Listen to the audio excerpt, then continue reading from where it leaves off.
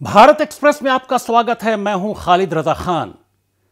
आज हम बात कर रहे हैं विश्व की एक बहुत बड़ी और अहम समस्या के बारे में।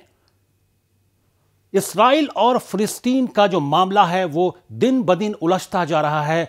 इसराइल और हमास की जंग के दरमियान 25,000 से ज्यादा फिलिस्तीनी जो नागरिक हैं वो मारे जा चुके हैं और अमेरिका जो इसराइल का सपोर्ट कर रहा है वो लगातार टू स्टेट सॉल्यूशन की बात कर रहा है, लेकिन ये टू स्टेट सॉल्यूशन होता नजर नहीं आ रहा है। इसी मुद्दे पर बातचीत के लिए हमारे साथ मौजूद हैं जो अमेरिकी विदेश विभाग है उसकी प्रवक्ता मार्गरेट मैकलॉड, जो अमेरिकी विदेश विभाग के लंदन मीडिया हब से हमारे साथ सीधे जुड़ रही हैं। मार्गरेट, आपका भारत एक्सप्रेस में स्वागत है। धन्यवाद खालिद जी। मार्गरेट, आपसे सबसे पहला सवाल यह है कि हौसी मिलिशिया जो मुसलसल और लगातार जो रेड सी है उसमें हमले कर रहे हैं, उसको नियंत्रित करने के लिए अमेरिका और सऊदी अरब ने मिलकर इसके खिलाफ लड़ाई लड़ी। एक लंबी लड़ाई के बावजूद हौथीज को नियंत्रित नहीं किया जा सका। सवाल यह है कि अमेरिका थोड़ी संख्या में हौसी मिलिशिया को नियंत्रित करने में विफल क्यों रहा है, जिसके पास अत्याधुनिक हथियार भी नहीं है, और एक महाशक्तिशाली देश एक छोटे से सैन्य समूह के सामने बेबस क्यों है? ऐसा क्यों?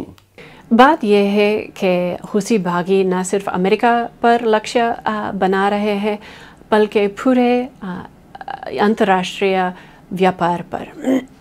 जब आम निजी कंपनी अपने बैरूनी जहाज़ रेड सी और सुएज़ कनाल के ज़रिए से नहीं भेज सकते हैं ख़तरा की वजह से, वो पूरे अफ्रीका घुमा कर जाना पड़ेगा। इसके लिए ज़्यादा समय लगता है और ज़्यादा ईंधन की ज़रूरत है। आखिरकार वो ग्राहक की कीमत पर महंगाई का असर पड़ती है। इसलिए दिसंबर से अमेरिका और दूसरे कोalition ममालिक के साथ ऑपरेशन प्रॉस्पेरिटी गार्डियन लॉन्च किया। हम अभी निजी जहाज़ के साथ पेट्रोलिंग करते हैं और जब हुती हमलों की कोशिशें करते हैं तो हम उनकी दिफा करते हैं। ये operation prosperity guardian combined maritime forces के तहत हो रहा है और इंडिया कंबाइंड मैरीटाइम फोर्सेस का एक सदस्य है। उम्मीद है कि हर एक देश जो कर सकते हैं ये ऑपरेशन प्रॉस्पेरिटी गार्डियन में शिरकत करे, क्योंकि हम समझते हैं कि न सिर्फ अमेरिका बल्कि पूरी दुनिया अंतर्राष्ट्रीय व्यापार से फ़ायदा उठाते हैं। मार्गरेट, हमारा अगला सवाल आपसे यह है कि हौथीज के हमले का कारण पूरी तरह से स्पष्ट है। गाजा पर इसराइल का हमला और इस हमले में अमेरिका के समर्थन की यह प्रतिक्रिया है। यह भी सच है कि अमेरिका इसराइल को बिना शर्त मदद कर रहा है, हथियार और धन या फंड दे रहा है। ऐसे में अमेरिका इसराइल को युद्ध रोकने के लिए मनाने के बजाय अपने जहाज को हौथियों से बचाने की कोशिश क्यों नहीं कर रहा है? पहले मैं इस पॉइंट पर जोर करना चाहती हूँ कि हुसियों के कार्रवाई न सिर्फ अमेरिका या इसराइल पर बल्कि पूरी दुनिया पर असर पड़ते हैं।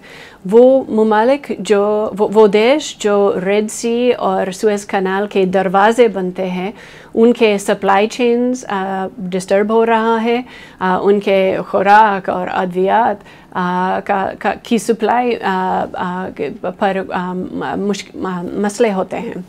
और वो लोग जो सुएज़ कनाल से फ़ायदा उठाते हैं उनके काम पर भी असर होते हैं।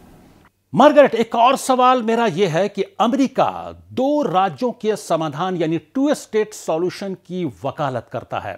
विदेश मंत्री एंटनी ब्लिंकन जगह जगह इसके बारे में बात कर रहे हैं। राष्ट्रपति जो बाइडेन भी इसे दोहरा रहे हैं, लेकिन इसराइल के प्रधानमंत्री बेंजामिन नेतन्याहू इसे सिरे से नकार रहे हैं। गाजा पर कब्जे की भी चर्चा चल रही है। सवाल यह है कि ऐसी क्या मजबूरी है कि अमेरिका इसराइल के खिलाफ आने से कतराता है, लेकिन इसराइल अमेरिका के रुख के खिलाफ जाने से बाज नहीं आता है? और क्या अमेरिका अस्थायी युद्ध विराम नहीं चाहता है? क्या अमेरिका टू स्टेट सॉल्यूशन को केवल जुबानी दावे तक सीमित रखना चाहता है? हाँ, अगर ऐसा नहीं है तो अमेरिका इस टू स्टेट समाधान के लिए कोई समय सीमा क्यों नहीं निर्धारित करता है?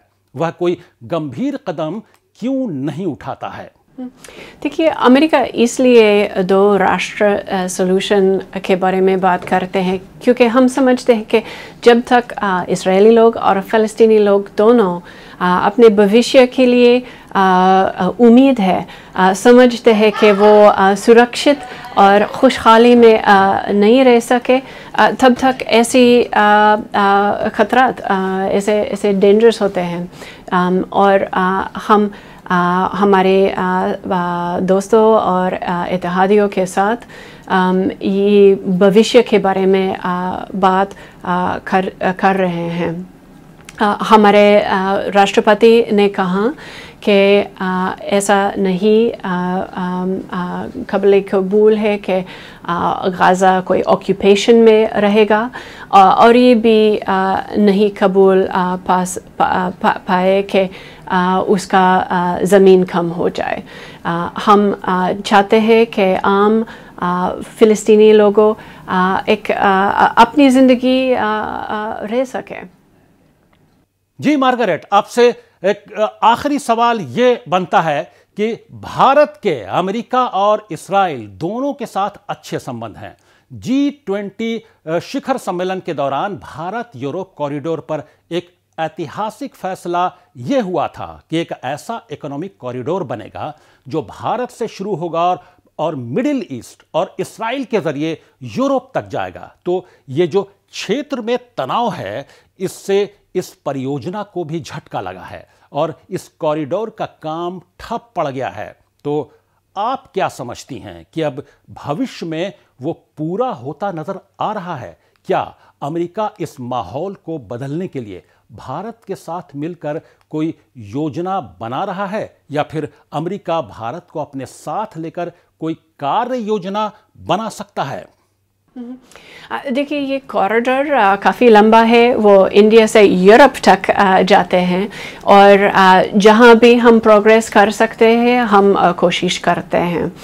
ये तो अमेरिकी partnership for global infrastructure investment का एक हिस्सा है, और हम समझते हैं कि दुनिया भर देश अपने शहरियों की खुशहाली के लिए और उनकी अर्थव्यवस्था के लिए ऐसे निवेश की ज़रूरत है। और हम उम्मीद है कि इंडिया के साथ इस योजना में और काम कर सके, क्योंकि हम देखते हैं कि गाज़ा में रिकन्स्ट्रक्शन के लिए काफ़ी निवेश की ज़रूरत है, और हम जो भी मदद कर सके उनके साथ काम करना चाहते हैं। मार्गरेट, आपका बहुत बहुत शुक्रिया, बहुत धन्यवाद आपका कि भारत एक्सप्रेस के साथ आपने विशेष बातचीत की, और जो फ़िलिस्तीन और इस्राइल के मामले को लेकर पूरी दुनिया जो फिक्रमंद है, जो चिंतित है, उस पर आपने अमेरिकी जो पॉइंट ऑफ व्यू है उसको रखा। आपका बहुत बहुत धन्यवाद। धन्यवाद खालिद जी। तो ये थी मार्गरेट मैकलॉड, जो अमेरिकी विदेश विभाग की प्रवक्ता थी, जो तमाम मसलों पर बातचीत कर रही थी। आप भारत एक्सप्रेस देखते रहिए। आपका बहुत बहुत धन्यवाद।